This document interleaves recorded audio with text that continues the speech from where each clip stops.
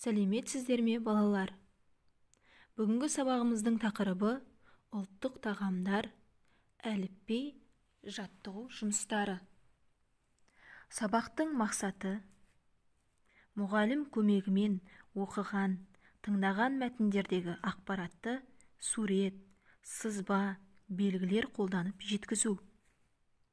Сабағымызды бастамас бұрын бейне таспаға назар аударайық.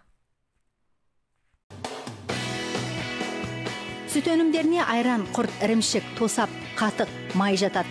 Олардың әрқайсының ағзаға тигізер пайдасы мол. Сүт өнімдерін қолдану керек. Құрт жасау үшін сүтті ұйытып, дорбаға құйып іліп қояды. Сары суы толық аққан соң қатықты ыдысқа салып, тұз себеді. Оны балалар ғана емес, үлкендер де жақсы көреді. Қазақта өрете тұрған құртты кеппей жеуге болмайды деген ырым бар. Егер олай істесе, қатты жауын жауады деген түсінік қалыптасқан.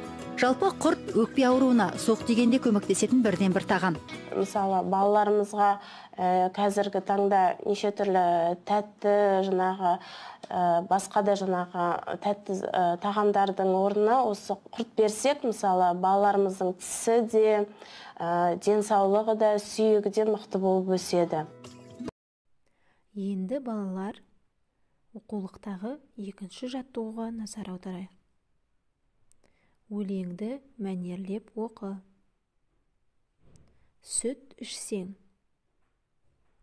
Ыстық сүт ішсең, дәмі кетпес таңдайдан. Бой жадырап кенеттен, буы шығар маңдайдан.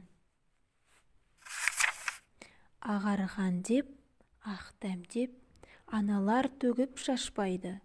Сүт төгілсе, обал деп, аяғымен баспайды. Өтебай Тұрманжанов. Келесі сұрақтарға жауап бер. Өлең не туралы? Сүттің пайдасы қандай? Ал сен сүт ішкенді ұнатасың ба?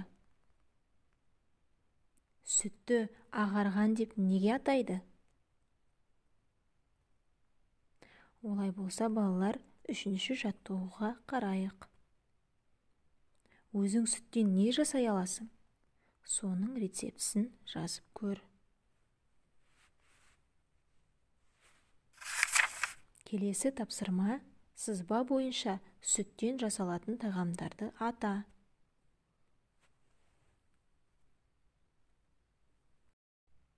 Дұрыс айтасыңдар, балалар. Сүттен жасалатын тағамдар құрт, сүзбе, айран, ірімшік, қаймақ және май. Балалар, ендеше бейне таспаға назар аударайық.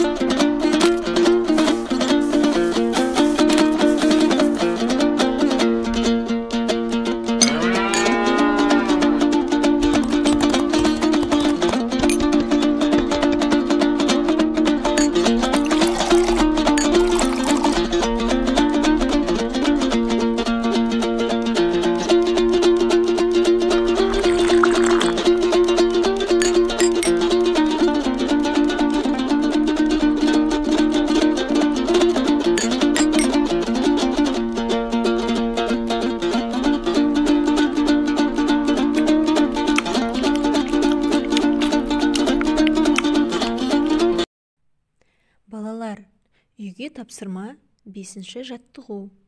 Суреттердің көмегімен сөз жұмбақты шеш. Шешуіндегі сөздің бірінші әрпі әліпбиде нешінші тұрғанын айт. Сабағымыз аяқталды. Сау болыңыздар. Назарларыңызға көп рахмет.